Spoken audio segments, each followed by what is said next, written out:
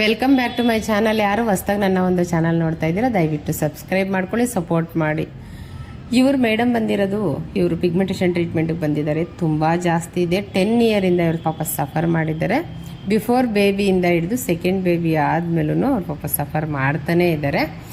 ಇವರು ಎಸ್ಪೆಷಲಿ ಒಬ್ಬರು ನರ್ಸ್ ಆಗಿ ವರ್ಕ್ ಮಾಡ್ತಾ ಇದ್ದಾರೆ. ಡಾಕ್ಟರುಗಳು ಕೂಡ ಅವ್ರಿಗೆ ಮಾಯ್ಶ್ಚರೈಸರ್ ಸನ್ಸ್ಕ್ರೀನ್ ಎಲ್ಲ ಕೊಟ್ಟಿದ್ದಾರೆ.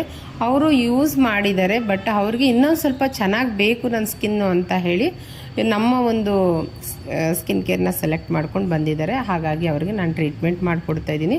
ಇವ್ರಿಗೆ ರಿಸಲ್ಟ್ ನಿಜವಾಗ್ಲೂ ತುಂಬ ಚೆನ್ನಾಗಿ ಬರುತ್ತೆ. ಆಫ್ಟರ್ ನೆಕ್ಸ್ಟ್ ವಿಡಿಯೋದಲ್ಲಿ ಇವರ ಒಂದು ರಿಸಲ್ಟ್ನ ನಾನು ಹಾಕ್ತೀನಿ.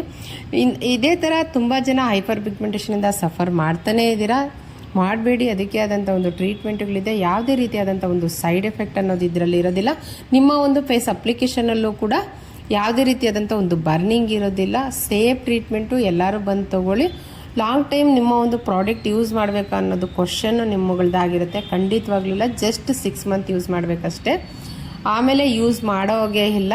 ರೂಲ್ ಅದು. ಎಸ್ಪೆಷಲಿ ತುಂಬ ಕಡೆ ಎಲ್ಲ ಹೇಳ್ತಿದ್ದಾರೆ ಲಾಂಗ್ ಟೈಮ್ ಯೂಸ್ ಮಾಡಬೇಕು, ಹೋಗೋ ತನಕ. ಇಲ್ಲ, ಓನ್ಲಿ 6 ಮಂತ್ ಅಷ್ಟೇ. ನಾನು ಈ ವಿಡಿಯೋದಲ್ಲಿ ಹೇಳ್ತೀನಿ. ಯಾವುದೇ ಕಾರಣಕ್ಕೂ 6 ಮಂತ್ ಮೇಲೆ ಪ್ರಾಡಕ್ಟ್ ಯೂಸ್ ಮಾಡಬಾರ್ದು. ಆಫ್ಟರ್ ಕೇರ್ಗೆ ನೆಕ್ಸ್ಟು ನಿಮಗೆ ಒಂದು ಸನ್ಸ್ಕ್ರೀನು, ಮಾಯ್ಶ್ಚರೈಸರು ಇಷ್ಟೇ ಸಾಕು. ಅದರಲ್ಲೇ ನಿಮ್ಮ ಸ್ಕಿನ್ನು ಸೂಪರಾಗಿರುತ್ತೆ.